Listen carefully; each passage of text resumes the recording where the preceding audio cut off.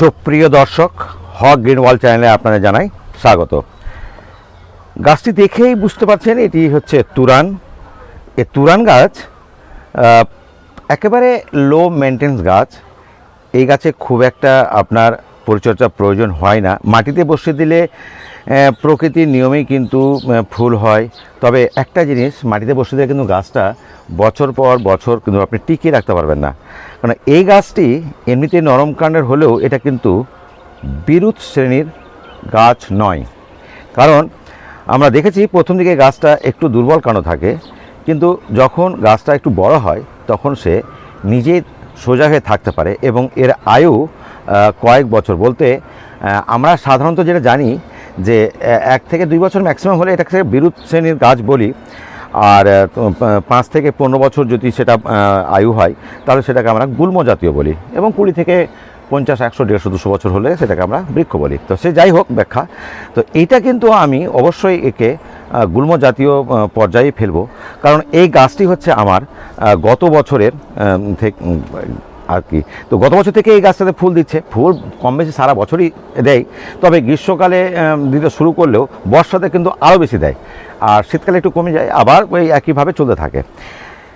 এই হচ্ছে এই গাছের প্রকৃতি। রোগ পোকা খুব একটা লাগে না, তবে আমি শুনেছি নাকি এতে মিলিবাগ হয়। তো আমার মিলিবাগ হয় না, তবে এই গাছের একটা পরিস্থিতি হচ্ছে এই গাছটি কিন্তু প্রচুর জল খায়। জলের বেশি বা জলের কম হলে কিন্তু গাছের পাতা আবার হলুদ হতে পারে। আর যেভাবে এই মানে গ্রীষ্মকালে যে তাপমাত্রা যেভাবে যাচ্ছে, তাতে কিন্তু কোনো গাছই যেন আমরা ঠিকভাবে রাখতে পারি না, যদি না সেট থাকে। আর বৈশিষ্ট্য বলতে একটা কথাই বলবো যে এই গাছটা যেহেতু গত বছরের, আর খাবার টাবার সেরকম দিইনি আমি, এবার আমি দেওয়ার মনে করেছি, কারণ গাছটা সত্যিই তো মানে বহু বর্ষ জীবীর মধ্যেই পড়বো, মানে যেহেতু গুল্ম জাতীয়, আমি তার ব্যাখ্যাটা দিলাম কেন গুল্ম বলবো। কিন্তু যখন এর চারা তৈরি করবেন, চারা বসাবেন, তখন কিন্তু এর ফুলের সাইজটা কিন্তু অনেকটাই বড় বলতে সত্যি কথা বলতে 2 টাইমস বলা যাবে, এর থেকে 2 টাইমস বলা যাবে। তো আপনি মনে করলে প্রতি বছরই নতুন নতুন গাছ বসাতে পারেন। আবার যদি মনে করেন যে না, আমি গাছটিকে বছরভর কয়েক বছর কন্টিনিউয়াস রাখবো, তো রাখতে পারেন, কারণ এই গাছের ফুলটা যথেষ্টই বড় হচ্ছে। এবার প্রথম দিকে গাছটাকে অবশ্যই একটা কাঠি দিয়ে বেঁধে দিতে হবে। আমিও কাঠি দিয়ে একটা শক্ত কাঠি দিয়ে বেঁধে দিয়েছি। এটাও বেঁধে দিই, তবে এখন খুলে দিলে এটা কিন্তু আর খুব একটা পড়ে যাবে না, কারণ কডেক্সটা দেখেই বুঝতে পারছেন অনেকটাই মোটা সোটা হয়েছে। তো এইবার এই তো বললাম গাছের চরিত্র। এবার গাছের সম্পর্কে যদি বলি, গাছরা জল কত বেশি খায়, মানে একটু আগেই বললাম জল যেন কম কোনো অবস্থাতে না হয়, আবার বেশিও না হয়। তবে কম হলে তো মানে গাছ ভালো ফুল দেবে না। আসলে সত্যি কথা বলতে এই গাছটা জল বেশি খায়, তবে এই যে খাবার টাবারের ব্যাপারটা খুব বেশি রিকোয়ার্ড করে না। বছরে 2 বার, মানে বর্ষার আগে বর্ষার পরে 2 বার দিলেই যথেষ্ট। তবে অন্য সময় একটু দিতেই পারেন, কিন্তু আমি এই যে বর্ষা খুব একদম মানে আমাদের দোরগোড়ায়, তো আমি আজকে খাবার দেবো বলেই ভিডিওটা শুরু করলাম।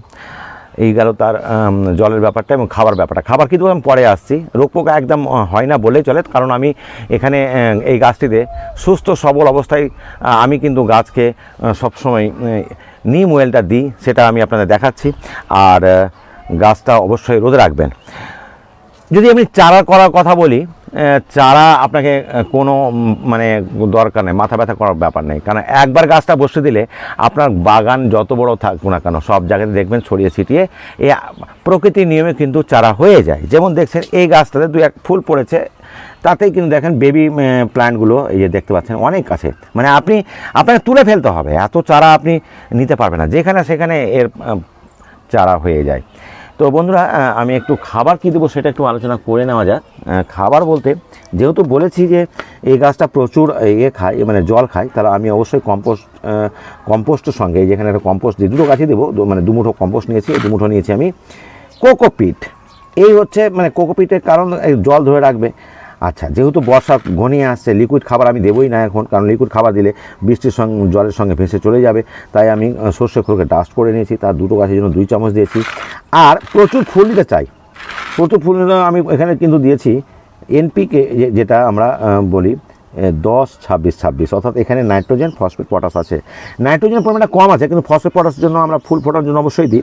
আর একটু নাইট্রোজেন দিচ্ছি মানে গাছটা যাতে বড় হয়, শাখা প্রশাখার পরিমাণটা বাড়ে, তাহলে ফুলটা বেশি পাবো। আর এখানে যেটা দেখতে পাচ্ছেন এই যে গাছের পাতা কিছুটা এই গাছটা খুব সুন্দর আছে, একেবারে সবুজময় হয়ে আছে, কিন্তু এই গাছটা পুরাতন গাছটা একটু হলুদ হয়েছে, কারণ এই যে দীর্ঘ তাপমাত্রা একে সহ্য করতে হলো, হয়তো অতিরিক্ত তাপের জন্য হতে পারে। গাছের পাতা হলুদ হয় তিনটি কারণে, একটু বলে নেওয়া দরকার। কারণ প্রথমত হয় জল কম হলে, দ্বিতীয়ত জল বেশি হলে, তৃতীয়ত ক্লোরোফিল অভাব হলে। তাই আমি এখানে অ্যাপসাম সল্ট বা ম্যাগনেসিয়াম সালফেট দিয়ে দিলাম, তাহলে তার এই অভাবটা তার ঘুচে যাবে। তো প্রথমেই আমি কি করব, গাছের গোড়া দুটোকে একটু খুঁচিয়ে দেবো। মনে রাখবেন, গাছের এরকম মাটি খোঁচা দিকে যদি দেখেন প্রচুর শেকড় উঠে আসছে, তখনই বুঝবেন যে গাছের খাবারের খুব প্রয়োজন। গাছের খাবার অভাব পড়লেই কিন্তু শেকড়গুলো উপর দিকে উঠে আসে, তো সেটা বুঝতে পারলেন। এবার আমি এই খাবারটিকে সবটাকে একসঙ্গে মিশিয়ে দেবো, এভাবে মিশিয়ে দেবো। এই গাছটার পাতাগুলো একটু বিবর্ণ হয়ে আছে, আর বাকিটা দিয়ে দেবো আমি এই গাছটা, চারদিকে দিয়ে দিলাম। এবার হাত দিয়ে একটু মিশিয়ে দিয়ে চারদিকে একটু ছড়িয়ে দিলাম। এই গাছটাতে আমি গতকালকে জল দিয়েছি, কারণ খাবার দেওয়ার আগের দিন কিন্তু গাছে জল দিলে খুব ভালো রেজাল্ট পাওয়া যায়। আর এই গাছটাতে আমার একটু জল বেশি লাগবে, কারণ এটা গাছটা একটু শুকিয়ে আছে। প্রথমত একটা মনে রাখবেন, আমরা যে কোনো গাছে ফুল ফোটানোর জন্য পটাশিয়াম জাতীয় খাবার কিন্তু দিই, সে জৈব হোক কিংবা রাসায়নিক হোক। তো যেহেতু আমি রাসায়নিক খাবারটা দিয়েছি, আমি একটু পেঁয়াজের খোসা ভেজানো জলটা কিন্তু আমি অল্প হলেও এই গাছটাতে দেবো। এই যে এইখানে জলটা কম, এটাতে একটু কম দেবো, কারণ মাটিটা ভিজে আছে। আর এইভাবে প্লেন জলও কিছুটা আমি এই গাছটাতে দিয়ে দেবো, কারণ এই গাছটাদের জলের প্রয়োজন আছে। আগেই বলেছি জল এই গাছে কম চললে হবে না, এই গাছে অল্প করে দিয়ে দেবো। এবার রোগ পোকার জন্য যেটা বলেছিলাম, যে এই যে নিম অয়েলটা অবশ্যই, নিমাসিন বা নিম অয়েল লিটার প্রতি 2 ml দিয়ে এটাকে 15 দিনে একবার স্প্রে করে দিলে গাছ একদম সতেজ সুন্দর হয়ে থাকবে। এতটুকুই, মানে এই গাছের খুব একটা যে আপনার রোগ পোকা হয় বা খুব একটা সমস্যা পড়বে না, একেবারেই না। তো যেটুকু বললাম ওইভাবে করবেন। শেষ একটি কথা বলেই আমি আপনাদেরকে আমার এই ভিডিও শেষ করব, সেটা হচ্ছে ফুলগুলো হয়ে যাওয়ার পরে এরকম একটা এই যে এগুলো শুকিয়ে যায়, এটাকে যদি আপনি ছাড়িয়ে নিতে পারেন, তাহলে কিন্তু ওই জায়গাতেই পাশ থেকে কিন্তু আবার নতুন নতুন কুঁড়িগুলো বেরোবে। তো এই একটু পারলে খেয়াল করে সময় করে যদি আপনি এটা আলাদা করে নিতে পারেন, এটাই করবেন, ব্যাস এতটুকুই। গাছ রাখবেন রোদে। তো বন্ধুরা, যদি এইরকম ভিডিও পেতে চান বা যদি আপনাদের ভিডিওতে সামান্যতম উপকারে আসে, অবশ্যই আমার চ্যানেলটিকে সাবস্ক্রাইব করবেন। ভালো থাকবেন, সুস্থ থাকবেন। আজ এই পর্যন্তই, ধন্যবাদ।